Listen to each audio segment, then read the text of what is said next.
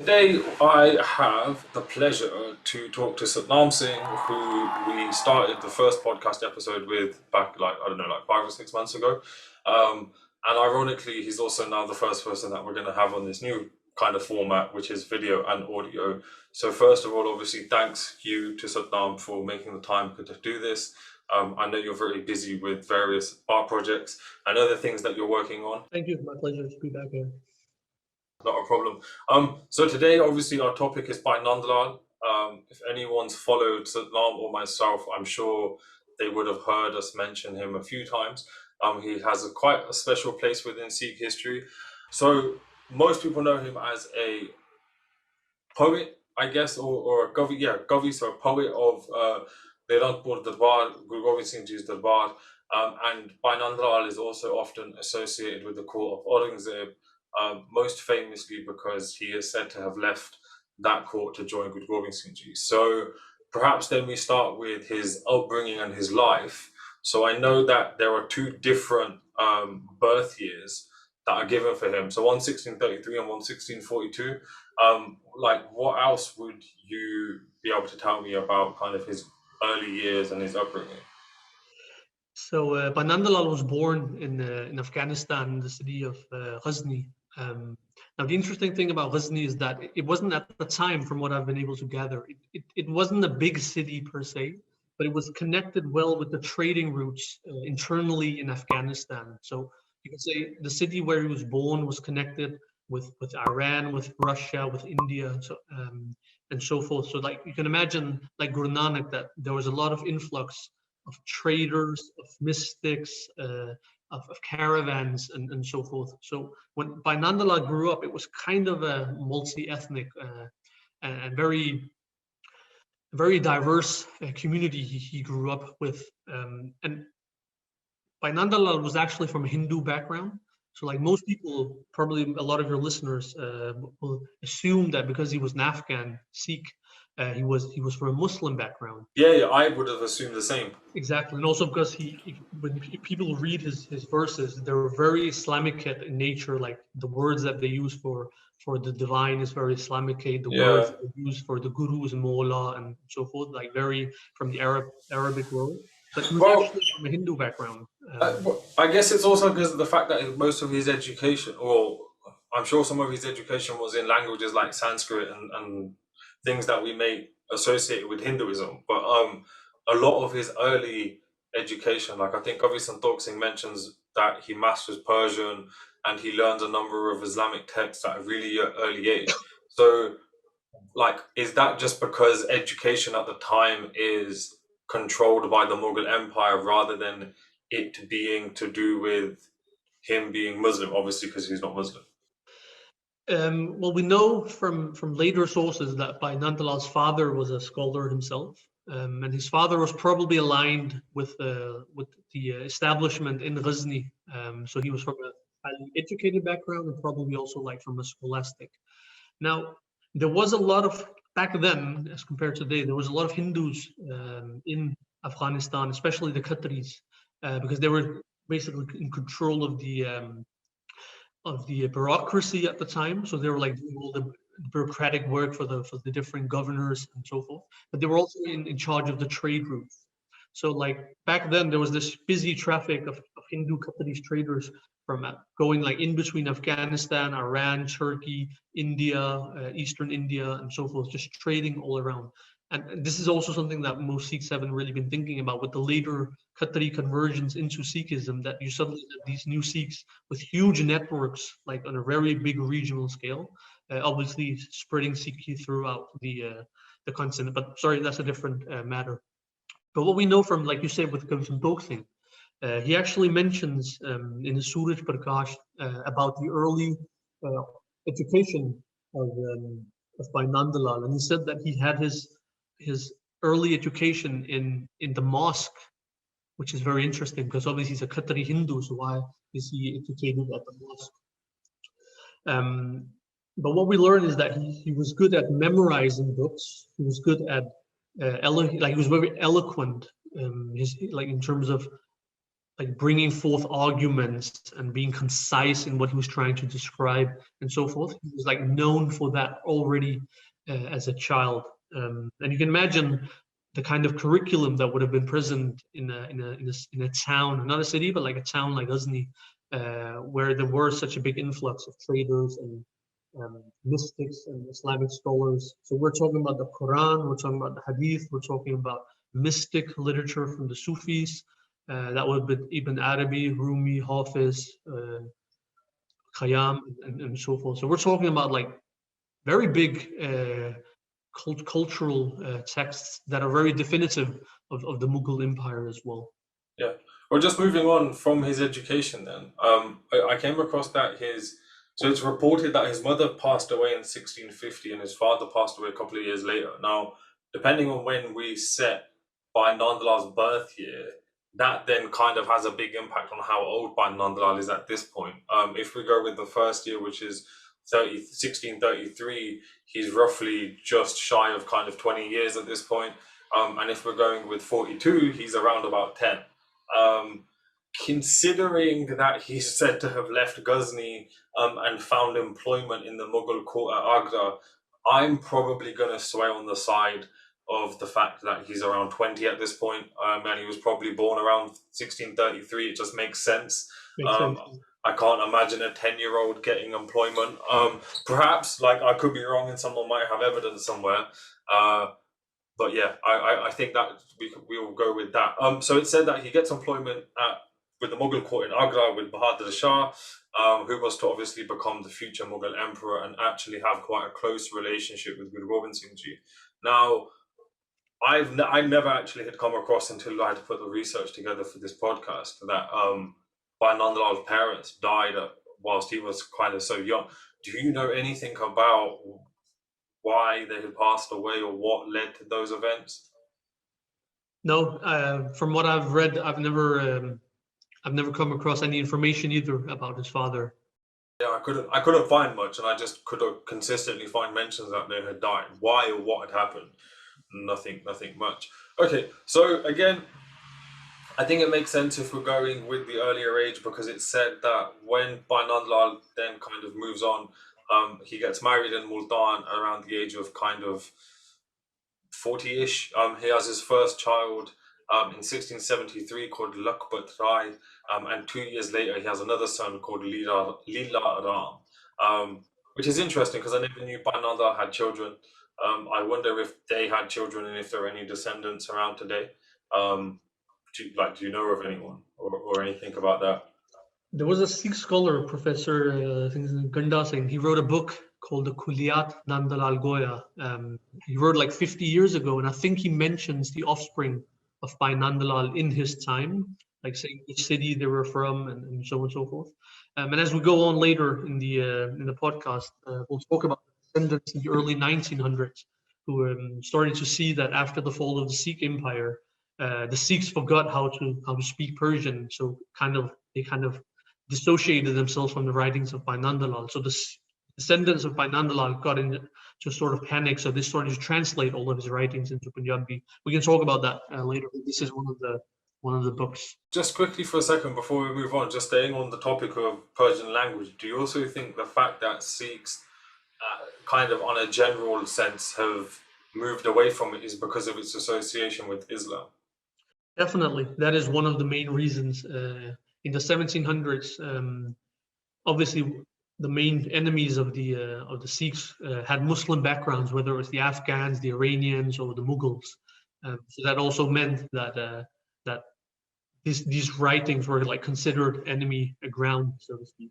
So that must have played a role one way or the other. I can give you one example as well. We can dive into that later. But if you look into the other Muslim translations by the Sikhs in the 1700s, you can see that like in the translation, the Sikh translations of religious Muslim material, when they translate the passages where in the original it would have the name of the Prophet Muhammad, instead of saying in the translation, the Prophet Muhammad sallallahu alaihi wasallam used to say, instead of having that religious phrase which was in the original, the Sikhs would just write the saintly people have said. You see, like that's an interesting way of getting about that the mul or the root text is actually a Muslim source.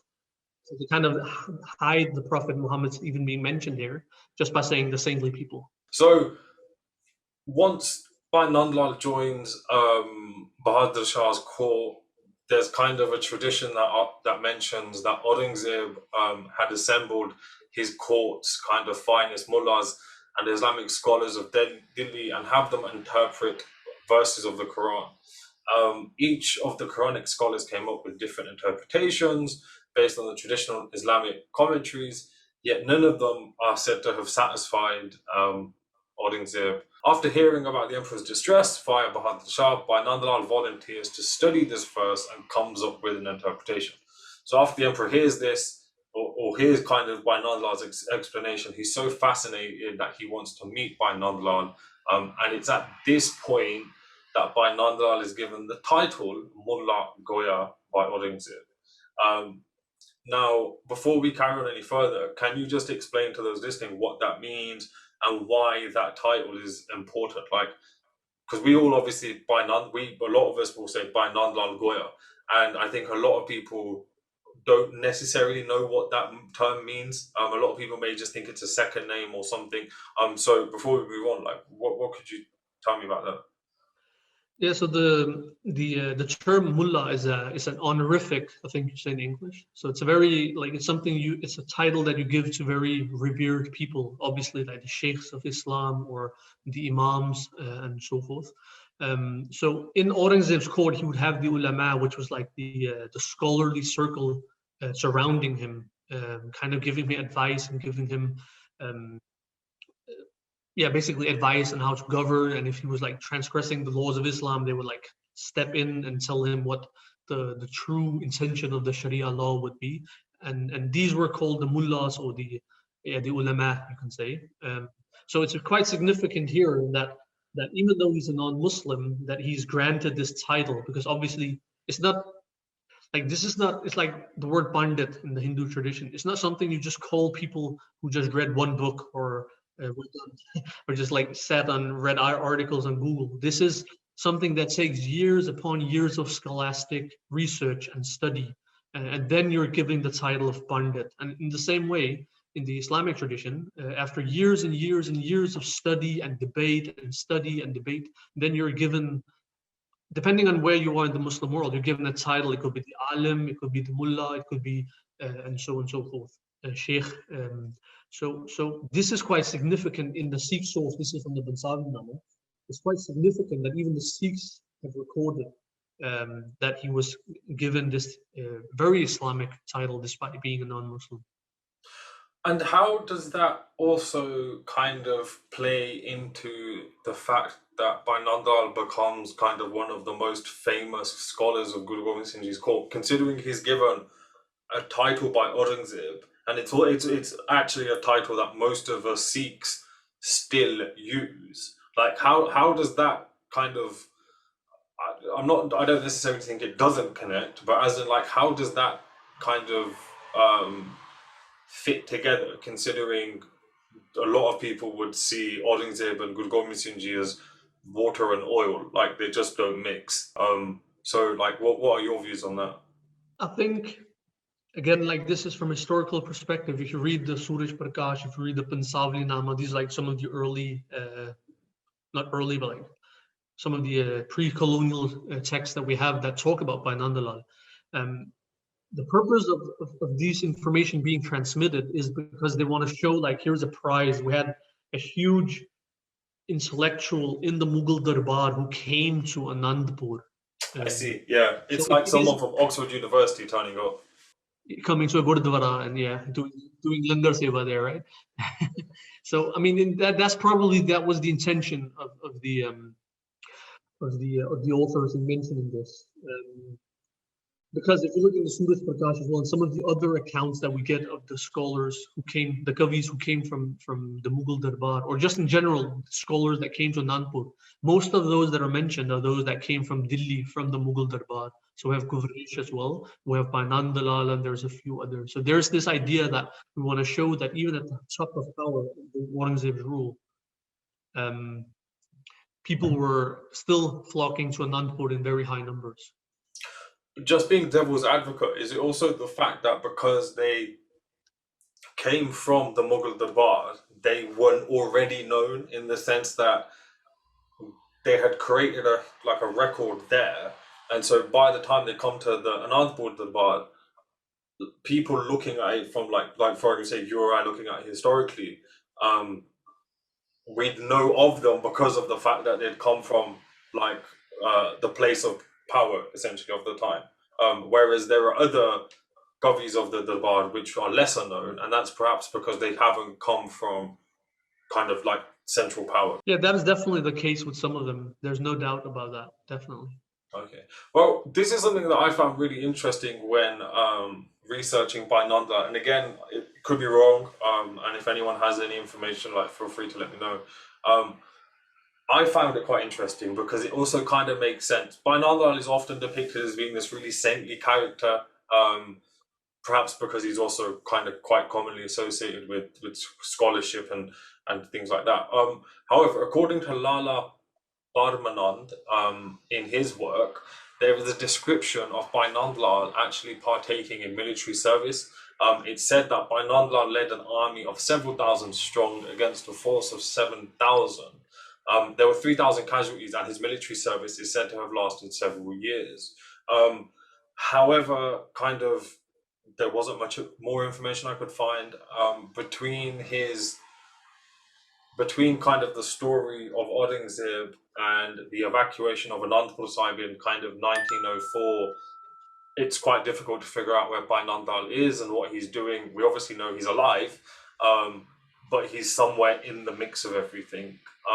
So when does Bhai Nand Lal then transition from Aurangzeb to Guru Gobind Singh Ji? I'm assuming it's sometime after Aurangzeb's death, but again, correct me if I'm wrong. No, this is so Bhai Nand Lal, when he comes to Anandpur Sahib, he's an old man at the time. So he must have been at least 50 years of age. So obviously he lived a whole life full of experiences and joy and tragedies and so forth. He's been through all that and traumas before coming to Anandpur Sahib. And when you talk about him having led military battles and so forth, this is in those years before he came to Anandpur. And even some of the books that he brought with him to Anandpur, the books that our Sikhs are celebrating today, they weren't even written during the Anandpur period. These were some he wrote in Multan, and then later on he brought with him. And that's why there's no Sikh content in them at all. But Sikhs, because they were associated with Bhai Nand Lal, obviously they kept copying these manuscripts and they've passed them down all the way till today, right? So we don't know exactly when Bhai Nand Lal entered the Anandpur court. I've heard it was roughly around the 1680s. So Guru Gobind Singh Ji must have been around 25 years at the time.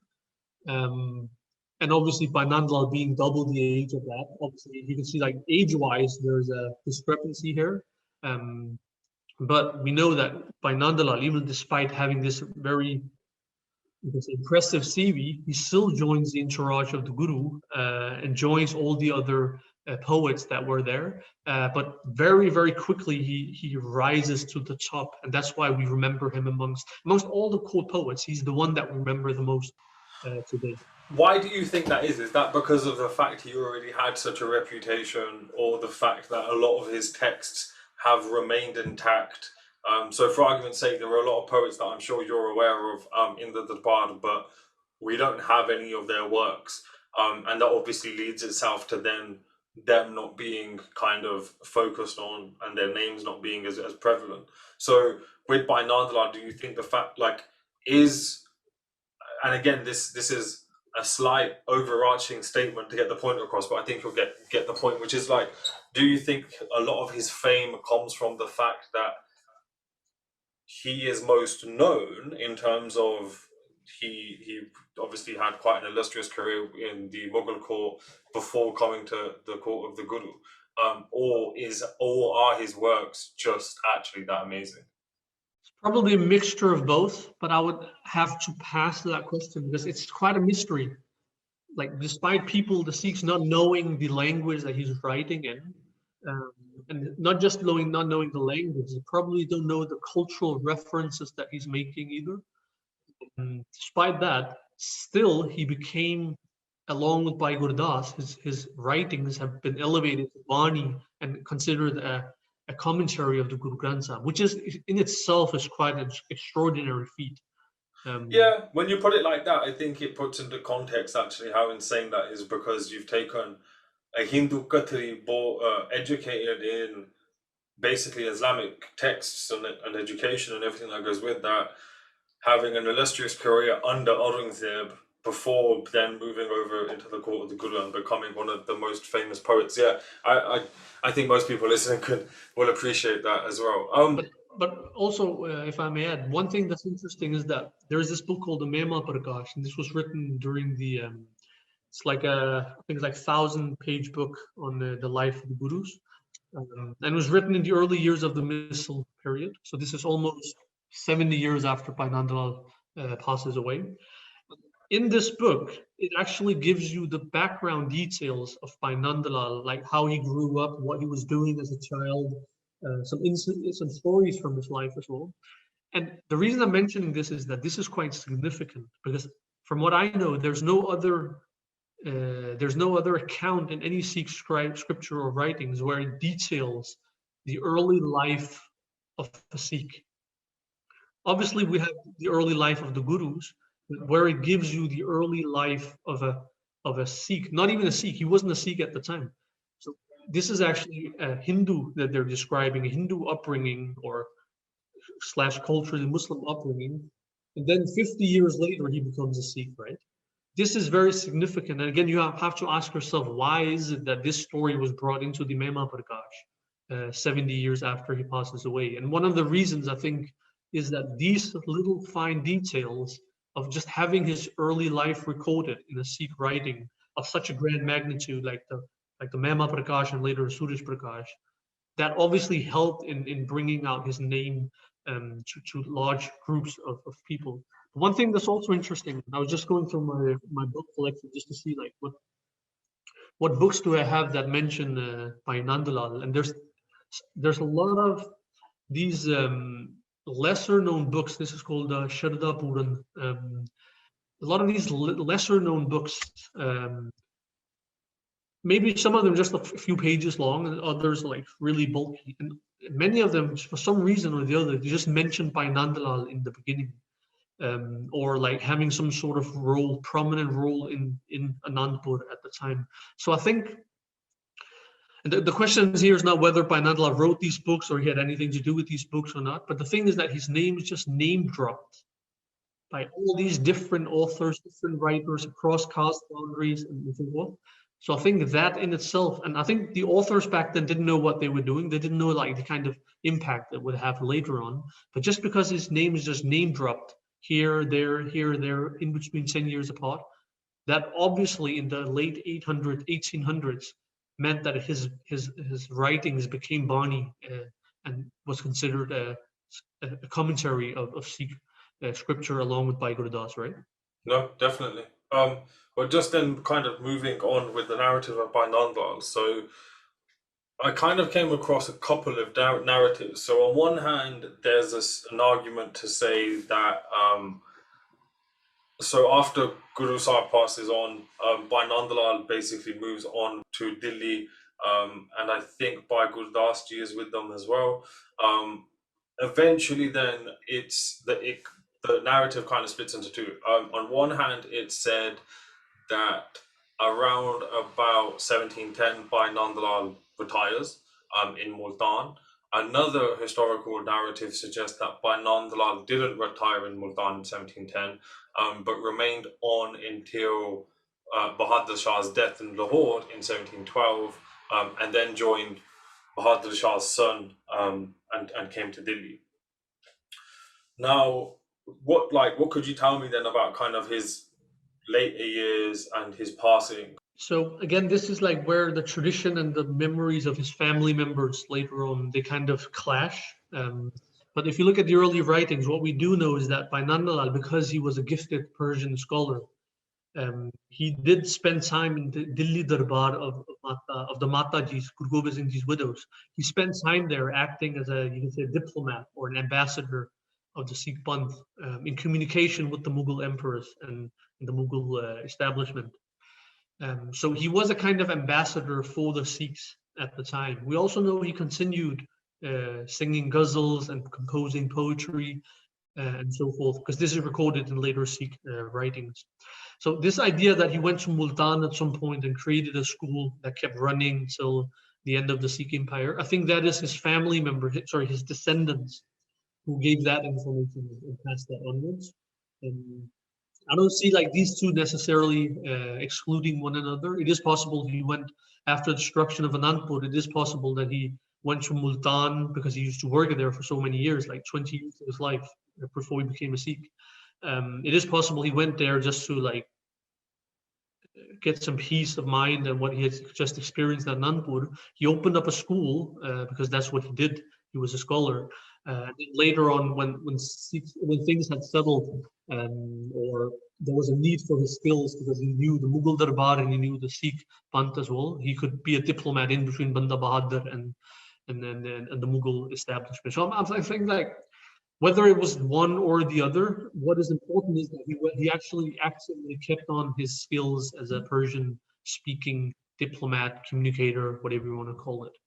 Yeah, and that was why I guess also, or that is his integral role in kind of the history as well, which obviously adds up. Now, you mentioned Mema Prakash. I've just got a quote from Mema Prakash.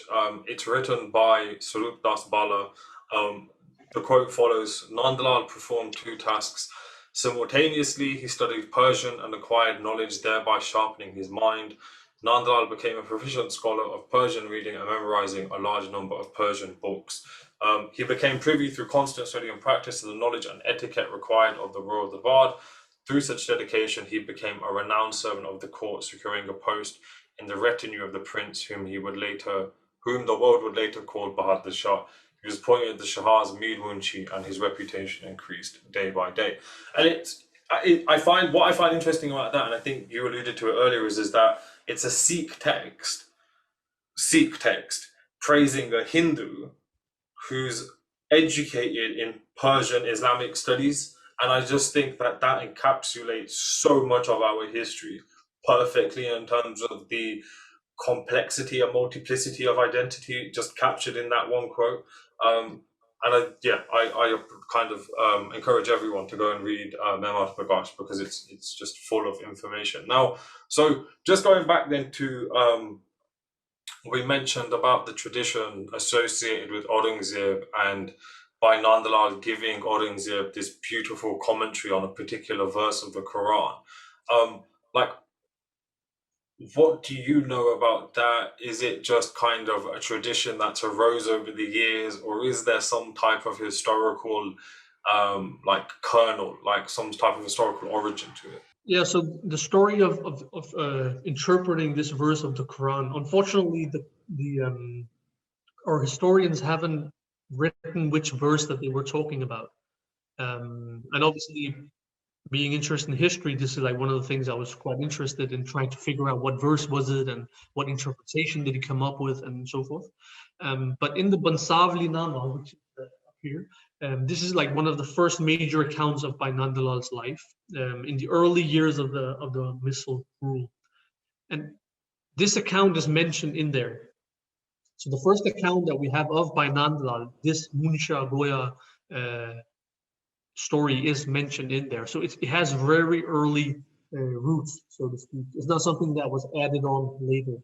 We have this tradition, again, coming from texts like Bansuri Nama, where Bhai Nand Lal gives this beautiful commentary on a quote from the Quran. But at the same time, there's a tradition that says Bhai Nand Lal fled the court of Aurangzeb due to the persecution at the hands of Aurangzeb. So how do you, or as a historian, kind of tie those two together? Because on one hand, it says Aurangzeb is someone who is open to discussion, philosophy, poetics, politics, etc. But then on the other hand, you're kind of thinking this dude is just a complete like wasteman, like totalitarian douchebag. How does that connect? Well, I think one thing that's interesting is that Louis Fenech, who's like the main scholar of Bhai Nand Lal in the world today, um, in his book, The Darbar of the Sikh Gurus, which I recommend you all to buy, um, he in one of his footnotes he talks about, which is a very interesting source. He talks about Aurangzeb actually being quite like he would often ask his courtiers and his court poets or whoever was working there about the interpretation of specific verses. And if he wasn't satisfied with what they could come up with, there he Louis Fenech gives some very interesting sources where Aurangzeb he then gives out commands to his province governors all across the Indian Empire, asking them to like come up with an interpretation of specific Quranic verses. So this is from the Mughal court itself that we can see this trend was prevalent in the time of Aurangzeb, that he used to again challenge his own courtiers about Quranic verses. So it's an interesting story. That the story is that after Bhai Nand Lal then comes up with an interpretation to the satisfaction of Aurangzeb, Aurangzeb is really happy. He's really he's just like proud that the Quran contains so much beauty and so forth. And then he finds out that this didn't come from one of his own Islamic scholars from his own ulama. It came from a non-Sikh, sorry, a non-Muslim. Yeah. And then it angers him. It really frustrates him, and he considered it as like an insult. Yeah, It's like an insult to Islam. That how can a non-Muslim have so much knowledge? And then because of all these honor dynamics that were prevalent at the time, still are prevalent in that part of the world, he says that we need to bring him into the fold of Islam. Otherwise, it's like a grave injustice to the religion of Islam. And then this is where the family memoirs of the family clashes with what the Sikh traditions or the Sikh historians have said. But what they do agree on, however, in any case, is that Bhai Nand Lal refuses to be a Muslim, and then he leaves during the night, and then he ends up in Anandapur. What do the Islamic commentaries state about what happened? And because you obviously said that there's a conflict between the two, so what is that conflict? Sorry, it's not a conflict. That was a wrong.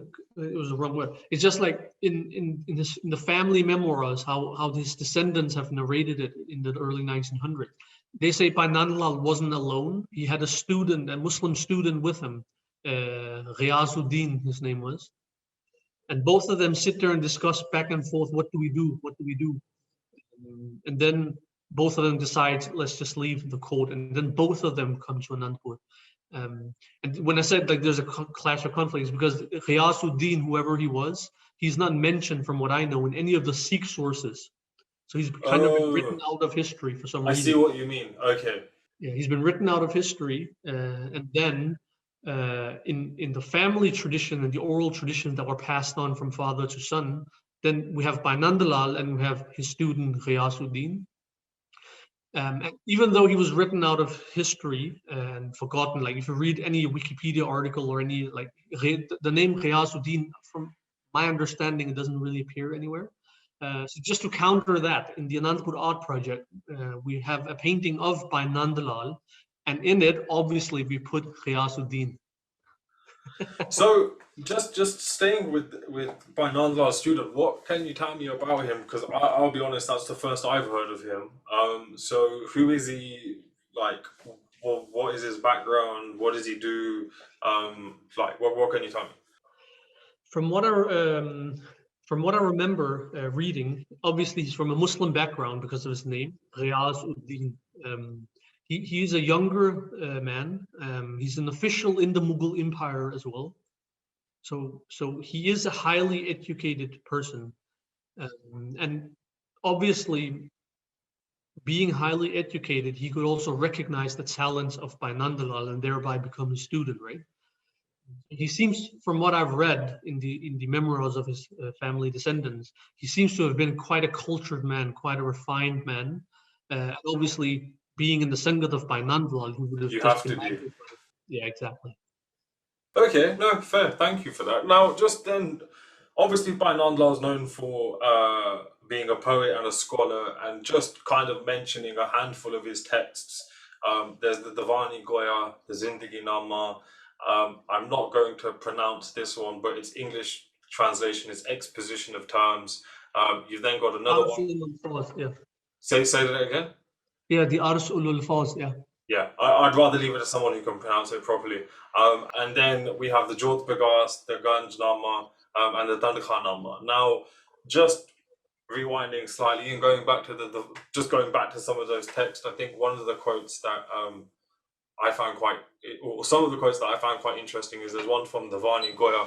Apart from truth / the divine, there's no other word will ever come from the lips of Goya because he is truth offering, God giving. Again, some of his other texts get quite long. One of them is 1,300 verses almost. And they combine Persian, Arabic, and quite a lot less often. Obviously, as we've already explored, it's because of his education, Indic or Hindu terminology, so to speak. Now, before we move on to the Sikh text, so I think a lot of the audience will be more aware of Jodh Bagas, Ganjanama, and especially Tankanama, because that's, as you've already mentioned, that's almost on par with Gurbani in terms of its kind of respect in the community. What could you tell us about the Persian or the previous text even, because obviously Persian is used throughout.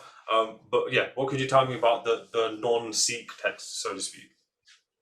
Yeah, so historians have divided this text, like you say, into two categories. One is those that are distinctively Sikh, those that mention the gurus by name. Like there's no discussion, these are Sikh texts. But then on the other hand, there's like 4 or 5 books that are, it's a bit more tricky to prove that these are Sikh texts because they use very sophisticated Islamic or Sufi vocabulary. So like you have to be a really serious student in order to point out where and how is this a Sikh text. So one of them is obviously the Divani Goya, because it, like I said in the beginning, a lot of the words that are used for the Guru, for instance, is not Sat Guru or the Jagat Guru and so forth, but rather it's the Murshidul Alameen, the Rahmatul Muznabeen, which are more like, typically you would associate these titles with high-ranking Shia Imams of the Shia Islamic traditions, or maybe to some extent, maybe even the Prophet Muhammad. So again, like, how do you know that these are Sikh texts and how do you know that these are Sikh texts and they're not Muslim texts and the Sikhs just took them in?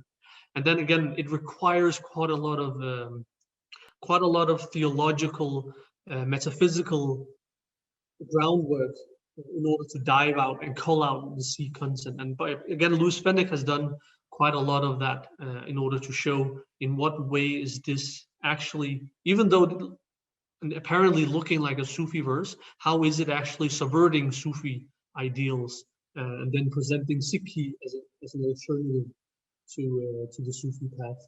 So Divani Goya is one example. Like a lot of your followers, a lot of your listeners and the followers who've been listening to Qawwali, you will obviously notice that in a lot of songs, Nusrat Fateh Ali Khan or whoever, he will sing or recite verses like Mola, like he will sing and do an alap of Mola, Mola.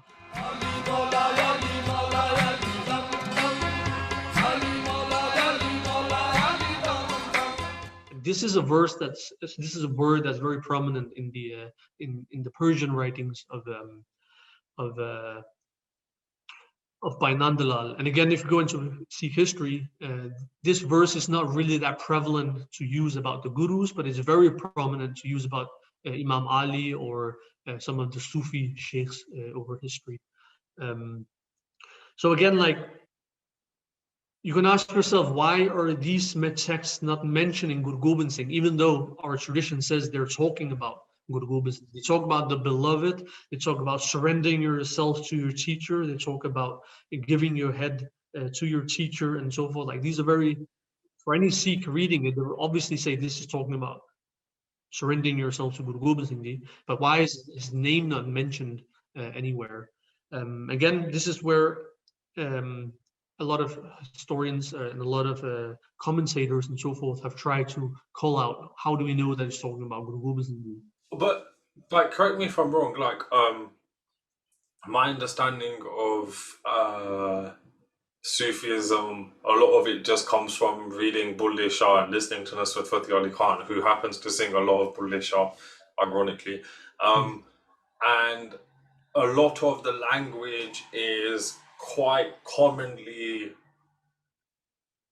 like it's non-religious in terms of it talks about being drunk on the wine of the beloved. Like, it's very much about a love relationship with the divine rather than it being a relationship with some type of like figurehead or like a religious god figure. I don't quite know how to put it, but I think you get the gist of it. And so I think the kind of interesting bit about what you've just mentioned is that people today are looking back at a Sufi text, so to speak, from then, and trying to make it fit a modern religious box, because I think,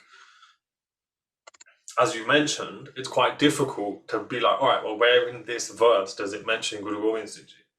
Well, I mean, that's another example, like, because a lot of the metaphors that are used by Nand Lal, they don't come from the Indic world, so to speak, or the Hindu world in terms of Sanskrit literature. A lot of the metaphors that he uses is actually very prominent in the classic Sufi literature of the time. So like this idea of the wine bearer, the tavern, I think you call it, Ya Saki. This is something that Bhai Nand Lal talks about a lot.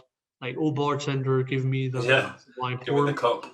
Yeah, exactly. This is very prominent in Sufi writings. I think Hafiz is the first one to begin this, and then later on, most Sufis would write in that kind of style. Again, you don't see it much. You probably do in some Braj Pasha literature, but you don't see it that much. This is a very Persian. And another example, but we can say, yeah, surely he appropriates the language, but at other times he transgresses the standards of Sufis and Muslims, you can say. So this is where you can say this is definitely not written by a Muslim. Let me give you an example. So, like, there was this tradition that good poetry would obviously reference earlier poets. Same with scholars today. I'll quote a previous scholar, and that in that way strengthen my own argument. And old poets, they would sometimes take poetry from another poet and then just refine the words or make it better or change the verb or something similar, so that any refined person would be able to say, this verse is from Hafiz or from Rumi, but obviously by Nand Lal is just refining the rhythm, or it's kind of like name dropping him without mentioning his name and so forth. This was a very refined thing to do, because obviously, firstly, you show that you've read these books by doing so, and obviously the one listening also, because he's able to catch it and recognize it and identify it, he's also exhibiting his own skills in how much he's read, right? Because again, it's a whole universe of references that most people won't be able to get. Now, when I say that by Nand Lal, he goes a bit further than what normal Muslim poets would do, is that he does that with the Quran. So he goes in and takes a Quranic verse, and then he changes it and makes the rhythm even better, makes the rhyme even better. And Muslims, historically, they would never touch the Quran, because there is this principle that the Quran is like the highest literacy of Arabic language, and it can't be surpassed. And like, it's a challenge to the whole world that you can never do anything as fine as the Quran. And then you have Bhai Nand Lal just taking a Quranic verse, and then changing it for the better. So there's this verse in one of the books, I can't quite remember which one it is, and it goes something like Sultanul Awal wal Akhir wal Bazir al Batin wal Zahir. And again, if you just read it and translate it word for word, it just sounds like a very beautiful description of the gurus. But this is a paraphrasing of a Quranic verse, and if you put the Quranic verse side by side with the with this verse of Bhai Nand Lal, you can definitely see that the rhyme is much better in Bhai Nand Lal. again, here you can see this is not written by a Muslim, because Muslims would never try to do that. It potentially be dangerous, right? You could Yeah. be accused of shirk, of disoffending Islam, and then obviously get executed in Mughal India. So again, there's also a lot of courage behind that kind of transgression. Okay. Okay. Then just moving on to, as you were saying, the second batch of text, or the Sikh text, the one that I think Um, I want to spend a little bit of time on is the Tanakhanama. So there's a debate, or I haven't read the latest, but there used to be a debate about whether this is actually um, related to Guru Gobind Singh Ji, in terms of there's a traditional story to say Guru Gobind Singh Ji essentially dictates to Bhai Nand Lal what is the Tanakhanama. Um, I haven't come across anything to verify that. Again, correct me if I'm wrong. If you know anything else, like feel free to step in. But from what the little that I read, the Tanakhanama is also referred as the Nashitanama, or the Manual of Instructions. It came about after the discovery of a manuscript from the 18th century. This is different to the texts that we've previously mentioned, as this is written in Punjabi and Braj Badsha and not in Persian, which I think pretty much all of his previous texts are in Persian. There are questions regarding its authorship, as the manuscript is currently housed at the Guru Nanak Dev University Library, Amritsar, and is actually dated to 1718. However, that manuscript is itself a copy of an earlier source who the author is unverifiable. So the Tanakhanama comes from a manuscript that they can date to about 1718. So that actually rules out the possibility of that manuscript having been dictated by Guru Gobind Singh Ji. However, it's a copy of an earlier text, which may have come from Guru Gobind Singh Ji, but is currently unverifiable. So I guess there's a question mark on that. But like, do you know anything about like the origins and its authenticity? Now, the interesting thing is that Karamjit Malhotra has done a lot of research on this particular manuscript, and the Tanakhanama is actually just a few pages long, so it shouldn't really be that significant. It's a Ratnama that gives rules for the Khalsa to obey. It's just a few pages long, nothing major. It's not a book or anything like that.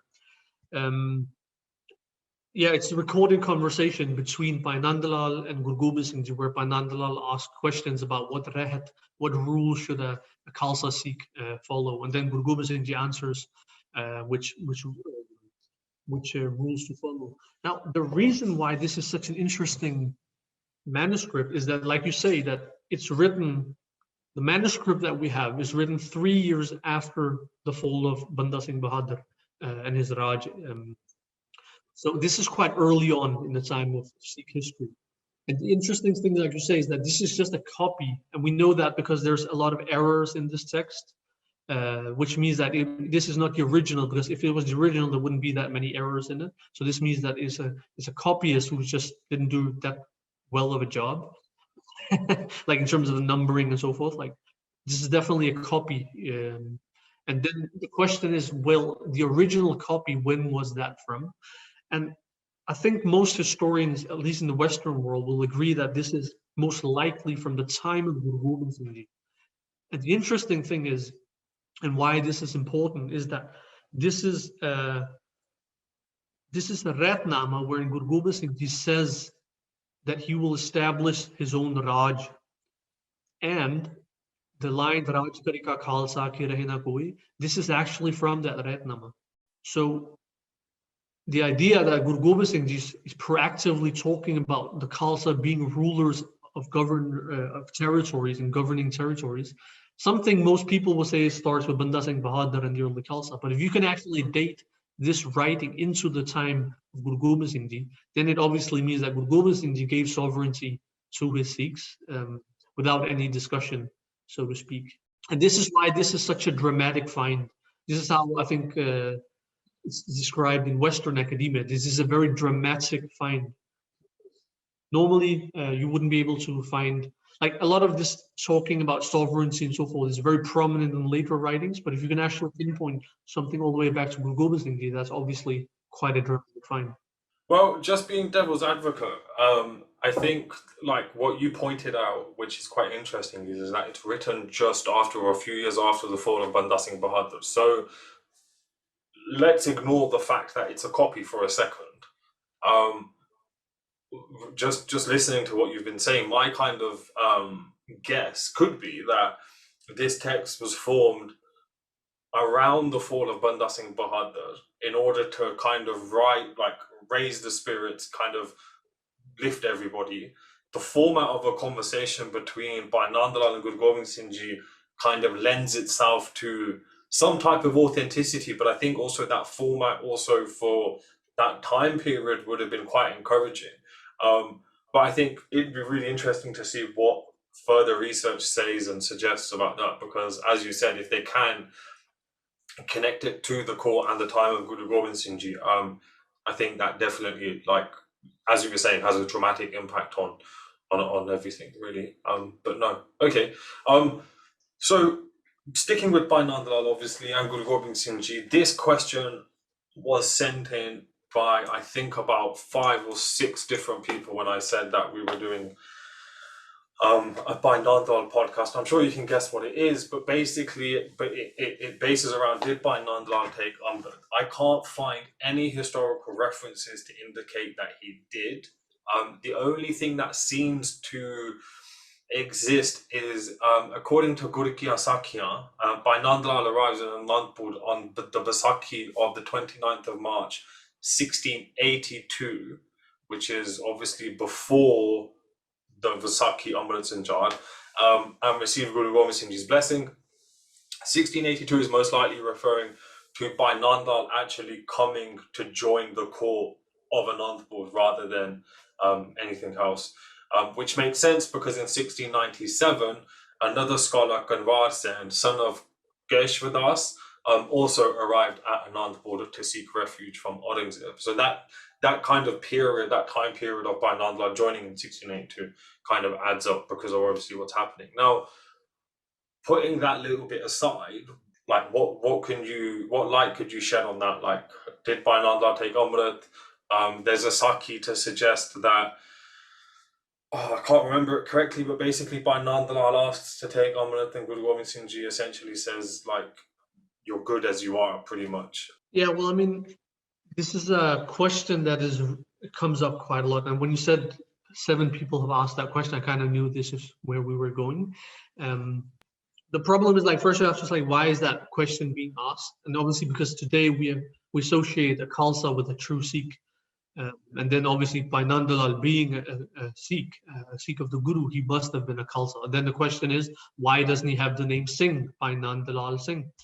Now, that question probably makes a lot of sense today, but in the time of Guru Gobind Singh Ji, that question probably didn't make much sense, because obviously, as you know, the world in which Guru Gobind Singh Ji was, and the world that he created around himself, diversity was just everything.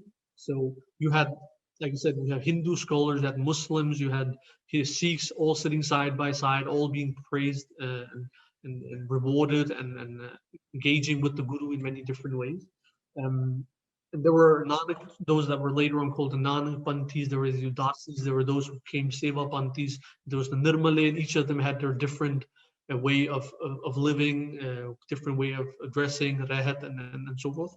And all of this was okay at the time. It wasn't that this idea of orthodoxy didn't really kick in until later. So there is this story, and I still haven't been. I talked about it on our last podcast, and I still haven't been able to find the source for it. But Pyara Singh Padam, he mentions in one of his books, I think it's in the Gobind Sagar, he talks about. He gives this Sakhi that Guru Gobind Singh Ji, after the creation of the Khalsa, he gives out this hukam that says all Sikhs should come to Anandpur fully armed and get ready to take Amrit. And then Bhai Nand Lal and Bhai Kanhaiya, he's the one who gave water to the Muslim and the Mughal forces. Then Bhai Nand Lal and Bhai Kanhaiya, they both show up in Anandpur and they take on their swords. Then Guru Gobind Singh asked them, like, what are you doing? And they're like, Maharaji, we heard your hukam and then we obeyed your hukam. Then Guru Gobind Singh Ji takes out a pen an ink pen and said, "This is your like this is your sword, and this is like what you will be fighting with." Um, and then, from what I remember from the Sakti, Guru Gobind Singh takes the pen and stirs it in water and gives him Amrit with the pen and not with the sword. So that's one Sakti. And there, I came across another one. This is an early source as well, where you heard this story with Bhai Kaniya. This is from a very early manuscript, but it didn't contain Bhai Nand Lal, so I'm still looking for that source. But Pyara Singh, like he was a very praised scholar, very honest, and very genuinely one of the best scholars we ever had. So I can't imagine he was making these things up. He must have seen it in the manuscript and just didn't put the source in for some reason. No, fair. Well, I was kind of expecting that type of answer, to be honest. And I think then one of the follow-up questions that someone had sent in, which was basically, so if Bhai Nand Lal didn't take Amrit, why then would he write something? Why would he write Rahat Maryada for the Khalsa, so to speak? And I was thinking about it, and in my estimation, I've kind of gone with the fact that it's not necessary because of the format is questions and answers. I don't actually think Bhai Nand Lal is necessarily dictating, if Bhai Nand Lal wrote it, that is. I don't necessarily think Bhai Nand Lal is dictating that. I feel like as a scholar, it's just like you and I. We don't have, like, or anybody really, you don't have to have, like, so I don't have to be trained in, I don't know, warfare to go and learn about military history of like World War One. And I think it's a similar thing, which is you can write a Maryada about the Khalsa and not necessarily be part of that. But like, how would you connect the fact that Bhai Nand Lal is said to have written a Maryada on one side, and is yet not historically known to have taken Amrit? I think I might be wrong here, so other listeners might challenge me on this, but I'm not sure that this manuscript or this Tankanama actually says it was written by Nand Lal. It just records a conversation between Bhai Nand Lal and Guru Gobind Singh Ji. So there's nothing to suggest that it wasn't written by a third person listening to this conversation. So it's just the Guru and one of his poets, one of his finest poets, just talking about the Rahat. And I think just because the name Bhai Nand Lal appears, we just automatically assume that it was written by him. So I think that's probably one way to look at it. No, fair enough. All right. Well, kind of one of the last questions then, which is almost like an overview of all of Bhai Nand Lal's works, is so what for you are the biggest differences between the two types of work? So we've kind of said that there's loosely a Persian slash Islamic set of works, and on the other side there's kind of a Sikh slash Punjabi set of works. Now, for instance, the Tankanama says anyone who places the symbol of the Turks on his head will transmigrate forever. Whereas the Zindagi Nama says faithful Muslims of good countenance gather together in Fridays for the sake of reading the namaz. So on one hand, in one text, which, correct me if I'm wrong, Tankanama, if it is, and again, it's an assumption, we've just obviously discussed that Tankanama may not necessarily be written by Nand Lal, but how do you connect those two together? On one hand, Bhai Nand Lal is saying, be a really good Muslim. And on the other hand, he's saying, if you wear a cap as a non-Muslim, and I guess perhaps that's the emphasis, then you'll be reincarnated forever. Well, I think we have to be very specific with the terminology here. So the first quote that you read, this is from the Ganjnama, I think. It doesn't talk about Muslims there. No, sorry, the words used is not Muslim, it's Mu'mineen. So it basically means Muslims, like pious Muslims. So the word is Mu'mineen. Now in the Tankanama, the word used is not Muslim either, it is Turk. And Turk in that time, in majority of cases, would be the Mughals. So when it talks about the Muslims, it actually talks about the Mughals, and they're basically saying, don't be like the Mughal rulers, don't adopt their culture, don't adopt to their social ways, don't adopt their religion or their. It's basically just protecting the Khalsa identity from being contaminated by this corrupt Mughal elite culture. So I think that is how you see it, because Bhai Nand Lal, even if he didn't write it or not, Bhai Nand Lal was very a lot of Sikh scholars in the time, they were very fascinated, so to speak, by Islamic history, Islamic fine arts, and poetry, and so forth. And this is why the word Muminin is used. But they weren't necessarily happy with the way that the Mughals were governing India, suppressing the people in the name of Islam, and so forth. And this is how you kind of see the different difference. And this is why a lot of translations are horrible, because they just translate Muminin, and they translate Turk, and they translate Khan and Pathan. All of them just becomes Muslim, which kind of dumbs down these texts because it's very specific terminology that's used. And I think that also just connects back to what you were saying at the beginning of the podcast, which is a lot of the study required in this area. You have to be very aware of the context and the cultural landscape and everything that goes with it. So no, I can only thank you for that. And also, again, this is, like I said, because the terminology is so specific, it also, in those texts that are not, like, at the surface level, they're not Sikh texts. But if you go into the specific terminology and see how Bhai Nand Lal is subverting a lot of traditional Sufi concepts, for instance, then you can see that this is not written by a Muslim. This is not written by a Sufi, and then it becomes apparent that this is a Sikh text. It just creates it just takes a lot of hard work.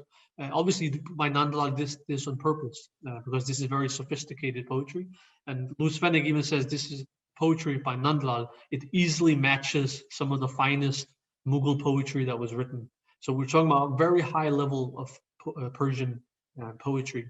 But again, like, just so anyone, it's very important that we're quite specific when we're looking at these words and not just translate them to any everyday language. Obviously, I know there's a difference if you're like writing something for the social media, and if you're writing an academic paper, or just talking to your friends. Sometimes you just have to do something quickly. But like, if you're, especially if you're talking about another community, you have to be very specific, because otherwise it can come across as quite racist, I was about to say. Yeah, no, I think you've touched upon something that's quite prevalent, because earlier we was talking about the Bhai Nand Lal quote, talking about the cup of like, give us the cup, or bartender. Sometimes it's translated to be bartender or whatever. And I've seen that quote be regurgitated on various social medias with various translations. Some translate it to be give us a cup of dig, which obviously isn't correct in the translation because it's talking about wine. And I think you're right as well, in terms of highlighting the correct nuance really does make a big difference, because I think there's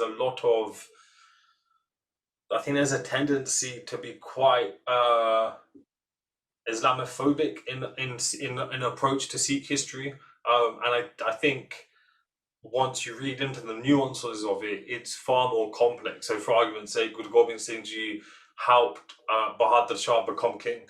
But some of Guru Gobind Singh Ji's own Sikhs were in Bahadur Shah's army, and vice versa. Guru Gobind Singh Ji is said to have taken a donation of, I can't remember how much in weight, but quite a substantial amount of gold from the Mughal soldiers. So that's just a few examples to show that the relationship isn't quite as black and white as we think it is. Again, very interesting, because in the writings of Bhai Nand Lal, and going back to some of your early questions, in the writings of Bhai Nand Lal, in a clear majority of them, when he's talking about pious people, when he's talking about the the faithful community and so forth, he uses words that are like on the surface level Muslim, so like the Ahli Khuda, the people of God. Usually you would think it's the Muslim. He's talking about a Sikh Sangat here, but he's just using Muslim way to describe them. And there's a lot of these different titles that he uses. Now, these are, on one level, this is very specific terminology, the people of Khuda, and so forth. The Mu'mineen, I gave another example before. But in the later writings in the Khalsa period, it mostly just talks about the Turks, talks about the Turks. It doesn't use this very sophisticated and specific terminology anymore. It just talks about Turks. And obviously, anyone reading would probably say it's talking about two different communities here. One is the ruling elites, the other one is the faithful community, and maybe the third one is just like the average Joe who just happens to be one. Yeah, and you have to be very specific. Again, remember that example I gave earlier where it was a bit awkward for some of the from some of the early Sikh scholars, because they were translating Muslim writings into Gurmukhi and into like Sant Pasha or Baraj, and they had to kind of hide that this was Muslim text that they were translating, because obviously the Khalsa was a war with people who happened to be Muslim, the Mughals, the Afghans, and so forth. And how did they? For them, it must have been quite awkward. And then how did they go about it? Like I said, they removed all the references to the Prophet Muhammad, and then they just wrote like the saintly people have said. And then obviously anyone reading wouldn't say, "Oh, who is this saint?" It's probably some sadhu or whatever. It sounds really good, and then they will continue reading it. But it definitely shows that there was some kind of conflict in the early days. Obviously, we all know that, but like this is very interesting to see how did people maneuver in this conflict between different communities. And again, like we see it later on with the missiles when they took power in Punjab. So we talked about this in an earlier podcast. So when the Muslims took power, they kept the old bureaucracy in its place. So all the government officials from the Afghan Empire, they were left there. They weren't fired. Like if I remember correctly, when the Americans took over Iraq, they just fired all the soldiers of Saddam Hussein's army. They just like dismantled the Iraqi army, and they also dismantled the Iraqi bureaucracy, and that's why the civil war erupted in Iraq after the war, right? So most people in the Iraq war didn't die from the actual war; they died from the civil war that came afterwards. It's the same with Afghanistan, if I remember correctly. Like after the Soviets have left it, then a civil war came, and that's where most people died, and that's where a lot of the Sikhs left. They left Afghanistan. It was during the civil war. It wasn't during the Soviet war. And long story short, what happened is that when the Muslims took over Punjab, they left the bureaucracy in its place so that business could just continue as always. Now, some of the Sikh scholars at the time, they didn't like that because the people from the old regime were mostly Muslims or Khatris, right? So you have people, the Sikh scholars at the time saying, we need to like replace the official script with the Gurmukhi, for instance. Because otherwise, obviously, that will put the Sikhs into the right positions then. And as long as it was kept Persian, it was mostly be the Muslims and the Qataris from the old regime. So again, you see like these different traits of how people try to maneuver about this very awkward relationship with Islamic culture or Muslim culture on the one hand, and obviously just being faithful Sikhs on the other, being aware that so much harm had been done to the Sikh people acting in the name of Islam. And yeah, people did in different ways they tried to maneuver and navigate within it. And I think this is one of the reasons why a lot of the Sikhs were divorced from the writings of Bhai Nand Lal, because even though we knew in the Sikh writings, it was still in a foreign language. It was using foreign cultural references and foreign metaphors. And again, I mean, just reading poetry, you recognize this as well. Just reading poetry, it's not just about reading it and understanding it. It's also about understanding the subtleties and the references that are being made and so forth. And obviously, with the Sikhs, if they stopped studying this kind of literature, then obviously they wouldn't get the references either. And again, like I said before, this is why the descendants of Bhai Nand Lal, they started to translate all of his writings after the fall of the Sikh Empire, because, like they say, Sikhs have stopped learning how to speak Persian. So they have to learn it again, but doing it in Punjabi this time. No, no, definitely. So I've gone through all of the questions that I had planned to discuss with you. There were a few that later on, which we'd actually already covered kind of earlier on in the podcast. I just want to check before we wrap up if there's anything that you want to mention, anything you want to talk about. Obviously, I know you've been busy with the Anandpur art project. Maybe you just want to spend a couple of minutes and just tell everyone about that. Yeah, so I think in the Anandpur Darbar, and I've been keep saying this to people, if anyone's following me, they've heard this many times, that one of the things that characterizes the Anandpur Darbar is this very proactive focus on diversity, as you would call it today. In the first painting that we published by Kirat Code, you can definitely see that there's Muslim poets, there's Sikh poets there, and there's Hindu poets, and even like if you go into like their skin colors, you can see that ethnically they're also from different places of the Indian subcontinent. So again, this is something that we've been trying to promote quite a lot. And Bhai Nand Lal is very significant in this regard, and this is why we need to promote him much more. And this is why I'm happy that we've done this podcast as well, because he is this, like you said in the beginning, he is this man who's born in a Hindu family. So religiously, he's a Hindu in the early years. Religiously, he's a Hindu, but culturally, he's probably a Muslim. And then faithfully, he becomes a Sikh later on.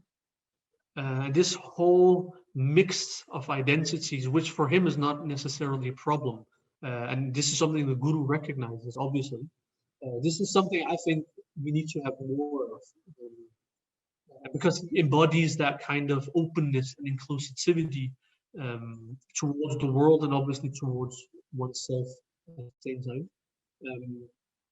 We have a painting coming up in the Anandpur art project. Like I said, where Bhai Nand Lal is there seated, reciting a poem from the Diwani Hafiz. So he's reciting a Sufi text here from a manuscript, and then just opposite him, you have his student, Ghiyasuddin, which I mentioned was written out of Sikh history, and now we kind of put him back into the Sikh history through this art piece here. Yeah, I think we will publish it by the time this podcast is out. And I hope, obviously, that this will spark some debate and spark some curiosity in who were these people. And obviously, one thing that we need, which we desperately need, is for more people to learn how to speak Persian. Yeah. So, like in 2013, I made a website called bhainandlal.com.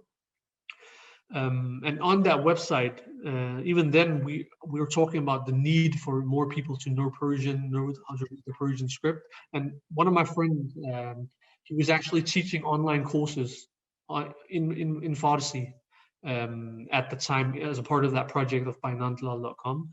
And I think it would be so vital if someone else could take up that